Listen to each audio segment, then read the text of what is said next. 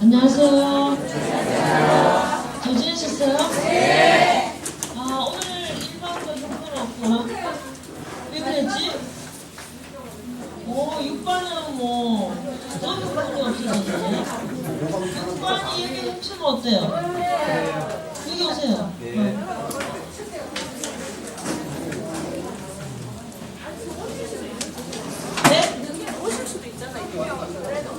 늦게 오실 수도 있다. 좋아요. 자, 오늘 마지막 날이에요, 그쵸? 네. 저번 주에 우리가 향유를 바르면서 이렇게 했어요, 그쵸?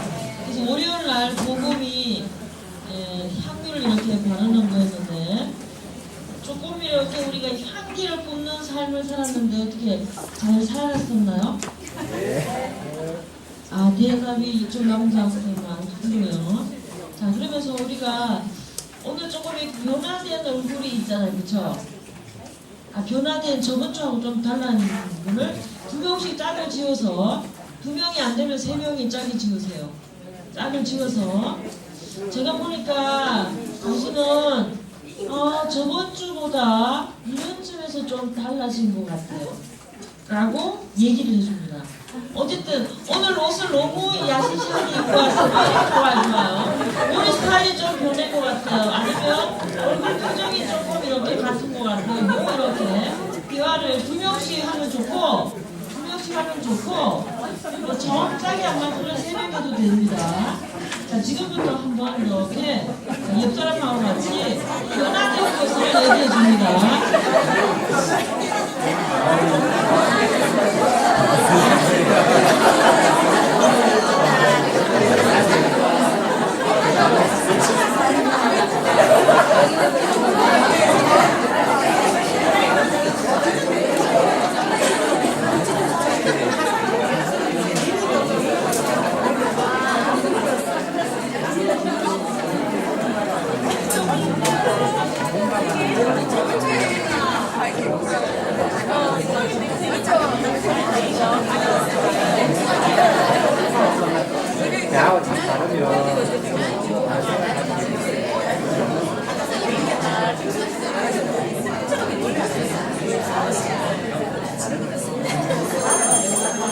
자, 얘기 좀 나누셨나요?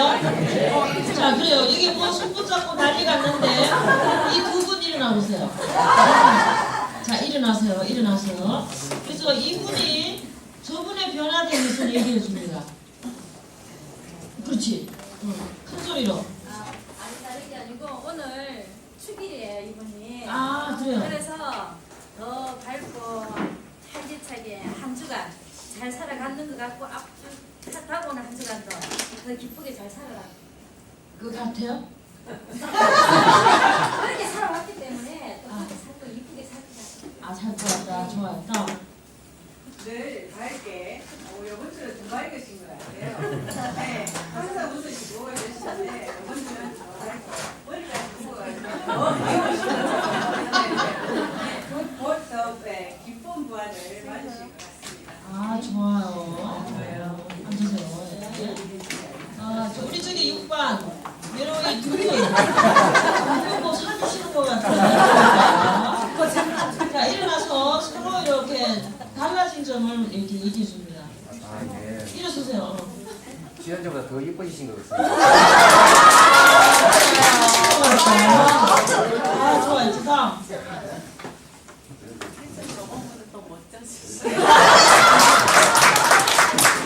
요건이 없는 대답. 자, 이러면서 우리가 한 주 동안 여러분들이 정말 이렇게 조금 향기를 뿜는, 내가 이렇게 조금 이렇게 집안에 어떤 기쁨을 되는 그런 삶을 이렇게 살아갈 거라고 생각이 듭니다. 그쵸? 네. 그래요. 앞으로도 그렇게 하시면 되고, 오늘은 예수님의 순환, 절정을 이루는 그 주간입니다. 그 절정에 이르는 주간에 우리가 특별히 요한복음의 순환 사화를 여러분들이 집에서 이렇게 필사한다는 것은 생애에 다시는 없을 거예요. 전에도 없었죠? 앞으로도 있을 거예요. 그래서 을 생각하면서 조금 이렇게 한번 보도록 하겠습니다. 그래서 오늘은 성경을 요한복음 18장 1절에서 11절, 1절에서 11절을 읽고 마지막 부분에 네? 아, 수능상으로 18장에서 19장인데 19장을 썼다고요?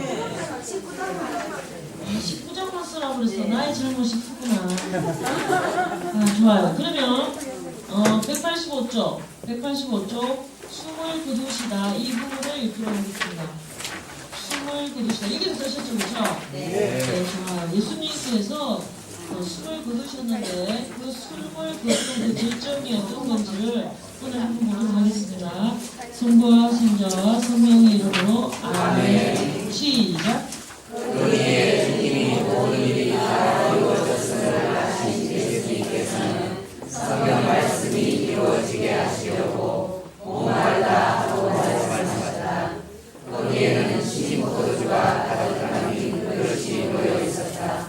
그래서 사람들이 신 포도주를 듬뿍 적신 해면을 붓을 쳐 가지에 꽂아 예수님의 배에 갖다 버렸다.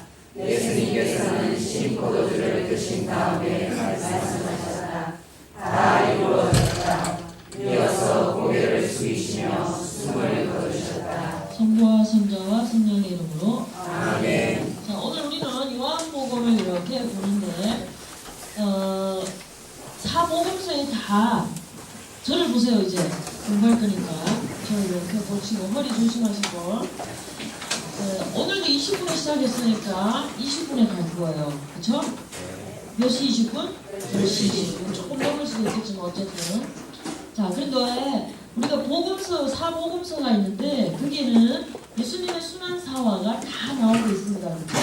다 나오고 있는데 전하는 메시지는 조금씩 다 다릅니다. 그런데 우리가 성경 이제 전례적으로 보면 가, 나, 다 이렇게 가해, 나해, 다해 이렇게 돼 있어요, 그렇죠? 그런데 어제 그저께가 성주간이었어요, 그렇죠? 성주간 주일 순환사화는 가나다 이렇게 하면서 돌아가요. 그러면서 가해는 마테오, 나해는 뭐요? 마르코, 그리고 다해는 루카입니다. 그래서 올해가 다해이기 때문에 여러분들이 루카복음서의 순환사화를 성주간에 이렇게 듣고 이렇게 묵상했을 겁니다. 그러면서 그러나 그럼 요한복음은 언제 읽는가? 그거는 뭔가면 가해든 나해든 다해든 상관없이 금요일 날은 뭐요? 이 요한복음 순환사화를 있습니다. 그에 대한 큰 의미는 또 우리가 이렇게 알 수 있죠.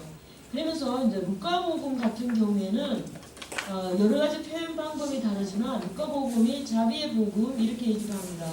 그러면서 예수님의 순환사화를 하는데 비천한 장면은 우리에게 그렇게 심하게 얘기하지 않아요. 마태복음 같은 경우에는 뭐 피땀이 막 이렇게 그런 이야기를 하는데 루카는 그런 이야기를 살짝 이렇게 피해가면서 예수님의 순환사화를 이야기합니다. 그런데 요한복음이 얘기하고 있는 그 순환사화의 분위기와 공간복음, 그러니까 마태오복음이나 마르코복음 그리고 루카복음이 우리에게 전해주는 분위기는 또 조금 달라요. 그런데 마르코와 마테오와 루카는 예수님께서 분위기상은 뭐는가 하면 왜 겟세마니 동산에서 기도하시잖아요. 그러면서 뭐요? 아버지 이렇게 고통해야겠다 이런 기도를 해요. 아버지 정말 저 이거 하고 싶지 않거든요. 이거를 나에게서 거두어줄 수만 있다면 거두어주세요. 이렇게 기도합니다. 그러면서 3번이나 이렇게 그 기도를 하죠. 그러면서 이 기도를 하는 와중에 우리 예수님께서는 아버지로부터 힘을 받고 난 뒤에 이 영적으로 완전히 무장이 돼서 마지막 기도 때는 뭐라고 그러는가 하면 아버지 괜찮아요. 아버지의 뜻을 따라서 제가 이 잔을 마시겠습니다. 이러면서 아버지의 뜻을 이렇게 수락하는 그런 부분을 우리가 이렇게 볼 수 있습니다. 그러면서 예수님께서 순환을 이렇게 겪으시는데 굉장히 이렇게 막 함께 능동적으로 막 이렇게 가는 게 아니라 약간의 수동적인 형태를 취하면서 마치 더 예수님은 막 이거 하고 싶지 않은데 막 이런 표현 그런 분위기를 약간씩 우리가 이렇게 보고 올 수 있어요. 그러나 예수님께서는 우리를 구원하시러 가는데 억지로 마지 못해서 우리를 구원하러 십자가에 못 박히는 게 아니라는 겁니다. 거기에서 나오는 이렇게 수동태는 예수님이 움직이는 그 수동태가 아니라 거기에서 나오는 수동태는 우리가 흔히 이제 그리스어나 이런 데서 표현하는 게 뭔가 하면 신적 수동태를 쓰고 있습니다. 이 신적 수동태라는 것은 뭔가 하면 예수님 스스로가 이 길을 가는 게 아니라 하느님의 뜻에 의해서 하느님에 의해서 모든 움직임이 이루어지는 게 뭐예요? 신적 수동태예요. 그래서 예수님께서 이 순환 사활을 이렇게 걸어가는데 예수님이 하고 싶다고 하고 안 하고 싶다고 안 하고 그런 의미에서 순환 사화가 있는 것이 아니라 하느님의 뜻을 온전히 수락을 하고 하느님의 뜻에 의해서 예수님이 움직이시는 이 신적 수동태를 이용한 게 바로 이 공간복음서의 이용입니다. 그런데 요한복음은 우리가 이렇게 보면 뭔가 하면 분위기가 완전히 달라요. 겟세마니 동산의 기도에서부터 완전히 다릅니다. 요한복음에는 사실은 겟세마니 기도가 없습니다. 다른 공간복음에서는 겟세마니의 기도가 있지만 요한복음에서는 겟세마니 기도가 없고 그 대신 뭐가 있는가 하면 17장에 보면 대사제의 기도, 고별의 기도, 중재자의 기도 이러면서 아버지께서 마지막으로 예수님께서 떠나면서 아버지께 우리 모두를 위해서 기도하는 이 장면이 나오고 있습니다. 그런데 17장에 우리가 기도하는 그 장면 아버지 이 사람들이 모두 하나가 되게 해 주십시오 하면서 그 17장이 전반부에 걸쳐서 기도하는 거 이게 뭔가 하면 바로 고별의 기도라고도 합니다. 예수님이 이 세상을 떠나면서 마지막으로 우리를 위해서 기도해 주시는 그 장면이라고 하는데 거기에는 세 가지 형태로 이렇게 되어 있습니다. 첫 번째, 두 번째, 세 번째. 이 형태는 뭔가 하면 예수님께서는 이 17장에서 기도를 하실 때 아버지의 영광을 위해서 기도합니다. 아버지의 영광. 아들의 영광을 통해서 누가 영광을 받아요? 아버지께서 영광을 받는 이 영광에 대해서 굉장히 많이 얘기를 하고 있습니다. 그래서 요한복음은 또 다른 이야기를 좀 해. 요한복음은 1장에서 12장까지가 뭔가 하면 표징의 책이라고 합니다. 표징의 책. 이 표징의 책은 뭐한가 하면 예수님께서는 여기에서 딱 7가지 표징, 기적을 행하십니다. 그런데 요한복음은 기적이라는 표현을 쓰지 않고 표징, 세메이온 이를 써요. 그리스도어로 세메이온, 표징이라고 그러는데 다른 공간복음에서는 표징이란 말을 한 번 내지는 2번 사용합니다. 그냥 기적이에요. 기적 사화 이렇게 얘기하는데 요한복음에는 표징을 얘기합니다. 7가지 표징. 그게 뭔가 하면 첫 번째는 예수님의 생애를 이렇게 보는 겁니다. 2장에 보면 카나 혼인잔치가 있어요. 그렇죠? 예수님께서 첫 번째로 이제 그 카나에서 물이 포도주로 변하는 이 기적을 행함으로 인해서 그들의 제자들이 믿게 할끔 하는 것. 이 부분이 있고 또 두 번째는 뭔가 하면 거기서 이렇게 읽다 보면 고간의 아들, 그러니까 왕의 족의 그게 아들을 붙여주는 일을 하고 있습니다. 그리고 또 이렇게 조금 가면 또 뭐가 있고 이걸 하면 또 이야기가 길어지니까 어쨌든 7가지 기적을 행하시는데 이걸 갖다가 뭐라고 하는가 하면 표징이라고 얘기합니다. 표징. 어쨌든 그런 후에 또 뭐 설명할 기회가 있으면 하고 이게 뭔가 하면 12장까지 이루어집니다. 표징. 그리고 13장에서부터 시작해서 20장까지를 갖다가 영광의 책이라고 합니다. 영광의 책.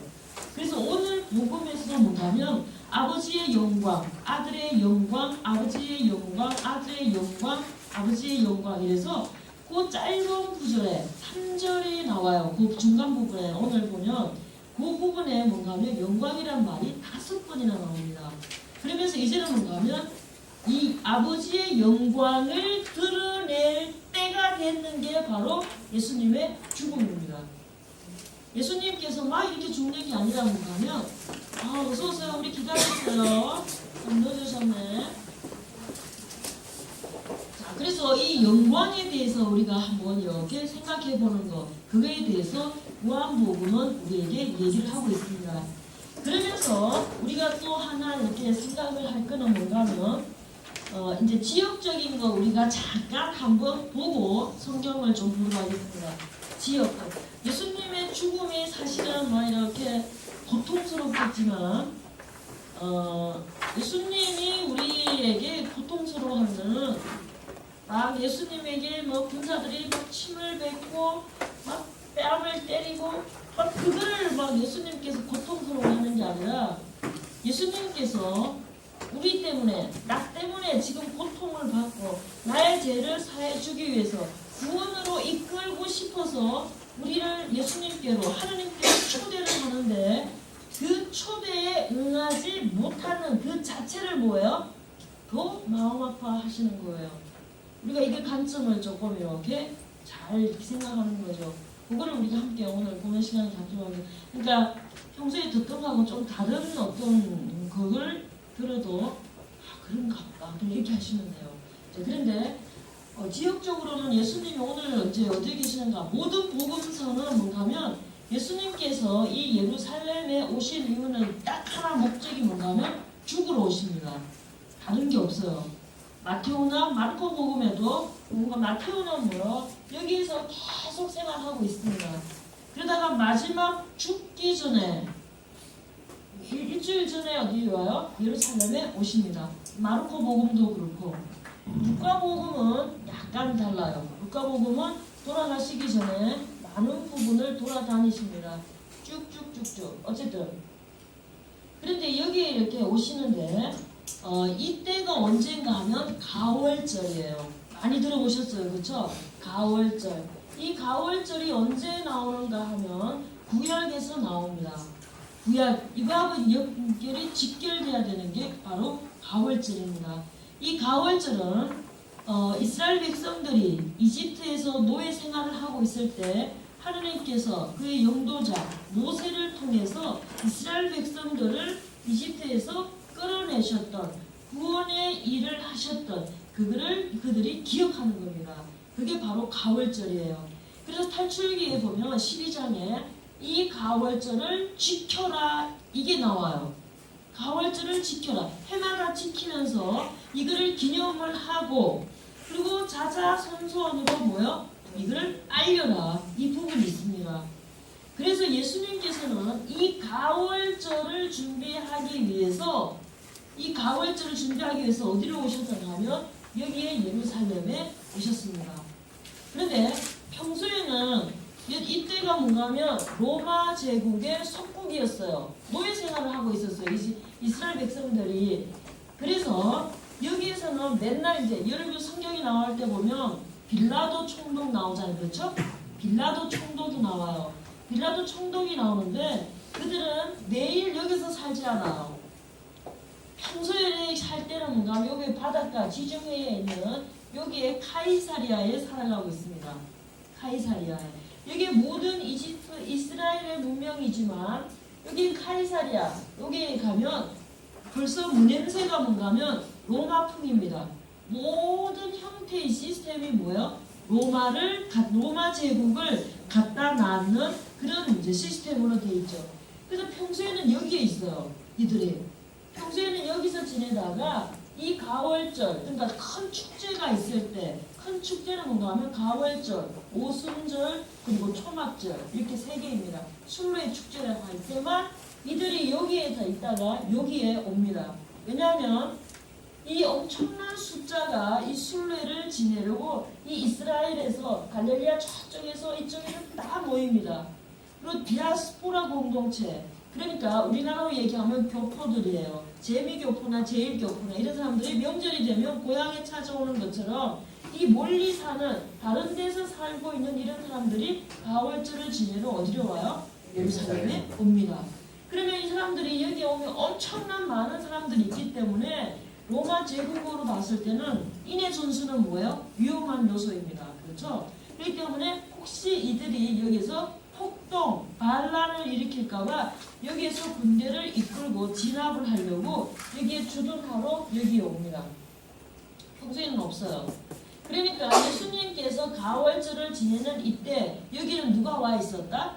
빌라도 총독이 이미 와 있었다. 그리고 많은 군대들이 있었다. 이걸 갖다가 우리가 염두에 둘 필요가 있습니다. 그리고 또 하나 우리가 이렇게 또 생각해 볼 거는 뭔가 하면 예수님은 다른 어떤 가을절을 뭐 최후의 만찬을 지냈다. 사실은 신약성경에서 최후의 복음세는 최후의 만찬을 지냈다 이게 아니라 고린도전서에서 처음으로 예수님께서 마지막 잔치를 베푸는 만찬을 하신 걸 주님의 만찬 이렇게 이해하지, 최후의 만찬 타이틀을 붙인 거는 후대에 우리가 잘 알아듣기 위해서 그 위에다가 이렇게 타이틀을 붙인 거예요. 그런데 예수님께서 이 가을절을 지내는 그 형식, 그 이스라엘 구약에서 지내던 가을절의 그 형태를 갖다가 지내는데 이게 예수님에게서는 뭔가 하면 이때는 가을절을 지내기 위해서 뭐를 잡아요? 희생양을 잡잖아요. 그렇죠? 양고기를 먹으면서 희생, 나를 대신해서 누가 죽어야 할 그 짐승을 잡음으로 인해서 그거를 이제 속죄를 하는 거죠. 그런데 예수님께서는 여기에서 뭔가 하면 당신 자신이 우리의 죄를 대신해서 희생제물로 바치는, 짐승을 우리가 바치는 게 아니라 예수님 자체가 우리 자신을 우리를 위해서 희생제물이 돼서 당신 목숨을 바치는 것, 이걸 갖다가 가을절 의미를 얘기하고 있습니다. 다른 글을 지내다가 그런 게 아니라 이 가을절을 지내는데 이 가을절에서 예수님께서는 당신 몸과 피를 봉헌하십니다. 그러면서 우리의 죄를 속량시켜주는 거예요. 죄가 없게끔 하는 게 바로 예수님의 역할입니다. 그게 왜 그런가 하면 구약에서는 뭔가 하면 우리 인간이 살아가면서 뭐요? 죄를 지을 수밖에 없습니다. 그렇죠? 죄를 짓는데 죄 지을 때마다 내가 죽어야 돼요. 죽을 수 있어요? 없다는 거예요. 그러니까 내가 죄를 지었어. 죄의 그 분량에 따라서 죄를 지었을 때 나를 희생해서 누군가가 대신 죽어야 돼. 그게 누구한가 하면 희생제물, 번제물을 바친다고 그러죠. 희생제물. 그 희생제물로 뭔가 하면 염소나 양이나 산비둘기나 소나 이런 것들이 나를 대신해서 죽어줘야 돼. 그러면 내가 뭐요? 죄가 없어졌다고 생각을 했습니다. 그런데 예수님께서 이 가을절을 지내면서 우리를 대신해서 이제 소, 양, 돼지 이런 것들이 아니라 뭐요? 예수님 자신이 이거를 이렇게 봉을 하는데 여기에서 예수님께서 뭐라고 하면 나는 너희들을 위하여 바칠 뭐요? 살. 당신이 빵을 들고 뭐요? 이는 내 살이다. 이렇게 얘기합니다. 그리고 이렇게 포도주를 갖다가 뭐라고요? 내 피다. 이렇게 얘기하면서 살과 피를 완전히 쏟아내는 그거를 갖다가 여기서 하면서 뭐라고 하는가 하면 기념하라 이렇게 얘기합니다. 기념하라. 여기서도 뭐예요? 가을절을 기념하라 이거입니다. 기념하라. 여기서도 뭐예요? 기념하라. 그래서 예수님이 돌아가시고 난 뒤에 여기서 이제 사도들의 시대, 사도행전 있잖아요. 이제 사도들의 초대 교회를 이렇게 하면서 이 사도들이 예수님을 기억해야 합니다. 잊어서는 안 될 그분을 기억하면서 예수님께서 마지막으로 이렇게 베풀어준 이 행위를 기념을 계속적으로 주기적으로 이렇게 합니다. 그런데 그때 미사라는 말이 없었어요. 미사라는 말이 없었어요. 그들은 단지 뭔가 하면 이제 베드로나 그리고 이제 직제자들이 예수님이 기억하라 했기 때문에 그들을 기억하는 행위를 계속합니다. 그러다가 후대에 이게 내려와서 뭐가 되는가 하면 이제 후대입니다. 후대에 사람들이 예수님을 기억하는데 어떻게 할까? 그러면서 신학을 붙입니다. 교리를 만들어냅니다. 그리고 뭐 여러 가지를 이렇게 이끌어내면서 우리가 이거를 갖다가 뭐라고 한다? 미사라고 하자. 이렇게 해서 지금 우리가 미사를 봉헌하는 이 전례로 발전된 겁니다. 출발점은 어디예요? 가을절입니다. 우리가 잊어서는 안 될 가을절이에요. 구약에 나오는데 그들이나 알고 있으면 되지? 천만에. 그 가을절을 지내다가 우리 예수님께서는 뭐예요? 여기에서 당신을 다 희생제물로 바치시고 우리를 구원으로 이끌으시는 그 행위를 했는 게 바로 여기입니다. 그리고 예수님께서 그걸 기념하라. 그리고 그게 지금 기념으로서 뭐가 내려온다? 우리의 미사로서 이렇게 오는 겁니다. 그래서 많은 신자들이 이런 것들을 잘 모르기 때문에 한참 설명을 하고 나면 손을 반짝 들어요. 그래서 왜 그러세요? 그러면 하는 말이 뭔가 하면 구약에는 미사를 어떻게 봉헌했습니까? 이렇게 얘기합니다. 이게 결론이에요. 구약은 미사가 없었고 예수님 시대도 뭐가 없었어요? 미사라는 말은 없었습니다. 후대에 이 최후의 이게 했던 주님의 만찬을 기념하는데 이 자체를 기념하는 게 아니라 뭔가 하면 우리를 대신해서 우리를 죄에서 속량시켜 주실 그 기념을 하는 게 바로 뭐다? 미사입니다. 그래서 기도 중에 최고가 뭐다? 미사이다. 이렇게 우리가 조금 생각을 할 수 있습니다. 자, 그러면서 이제 여기 예수님께서 예루살렘에 이렇게 가셨습니다. 예루살렘에 가셨는데 또 하나 우리가 잠깐 이렇게 볼 수 있는 건 뭔가 하면 여기에서 예수님께서 처음부터 로마 거기에 가지 않았어요. 빌라도한테 가지 않았어요.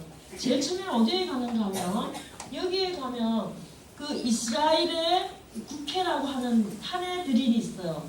대사제들과 율법학자들, 사두가이, 바리사이들이 거기에 모여서 우리나라의 국회처럼 뭔가 하면 그런 모임이 있어요. 이들이 뭔가 하면 예수님을 죽이자라고 합의를 합니다. 그런데 예수님께서 죽여야 할 그 이유가 있어야 될 거 아니에요. 그렇죠? 그래서 이들은 뭔가 하면 종교적인 측면에서 예수님을 죽이자. 이거는 그들의 개인적인 생각이었습니다. 종교적인 측면에서 예수님을 죽이는 첫 번째 이유는 뭔가 하면 제가 첫 시간에 얘기했을 거예요. 무함 신의 신성 모독이요. 하나님을 모독했다. 이거입니다. 하나님을 모독해서 죽여버려야 되는데 그들 입장에서는 그거예요. 그런데 이거를 종교적인 입장보다는 정치적인 이유를 이제 갖다 대면서 로마 이제 한테 갑니다. 빌라도한테 가죠. 그러면 이들이 종교적으로 하나님을 신적 모독이라고 얘기하는데 그게 뭔가 하면 제가 이제 첫날 얘기했어요. 38년 동안 알았던 베타니아 그 연못에 있잖아요. 베짜다 연못에서 있을 때 거기서 뭐라고 그런가 하면 너 왜 안식일에 이 사람을 고쳐서는 안 돼. 너는 율법을 어겼어. 이렇게 얘기를 합니다. 예수님한테. 그랬더니 예수님께서 뭔가 하면 내 아버지께서 이 표현을 합니다. 내 아버지께서 그러면서 그들은 뭔가 하면 하나님 그 유다인들이 얘기하고 있는 그 하나님을 아버지라고 이렇게 표현합니다. 아버지. 근데 아버지도 그냥 아버지가 아니라 뭔가 하면 내 아버지. 내 아버지는 뭐야? 혈연관계를 갖다가 내 아버지라고 그래요. 그렇죠? 여러분들이 다른 아버지한테는 아버지라고 부를 수 있어요. 그렇잖아요. 안 그래요? 맞아요. 친구 아버지한테 아버지 이렇게 할 수 있지만 그 호칭은 할 수 있지만 내 아버지입니다. 이렇게는 말 못해요. 그렇죠? 친구의 아버지예요. 이렇게는 얘기할 수 있어요. 그런데 예수님께서는 그 이스라엘 백성들이 믿고 있는 그 하나님, 야훼 하나님을 아버지인데 무슨 아버지? 내 아버지 이렇게 부릅니다. 이거는 뭔가 하면 아버지와 나는 같다. 이 표현을 하는 거예요. 그러니까 유다인들이 이걸 참을 수가 없었습니다. 그리고 또 하나는 뭔가 하면 내 아버지가 엿새 동안 일하였으니 이 표현입니다.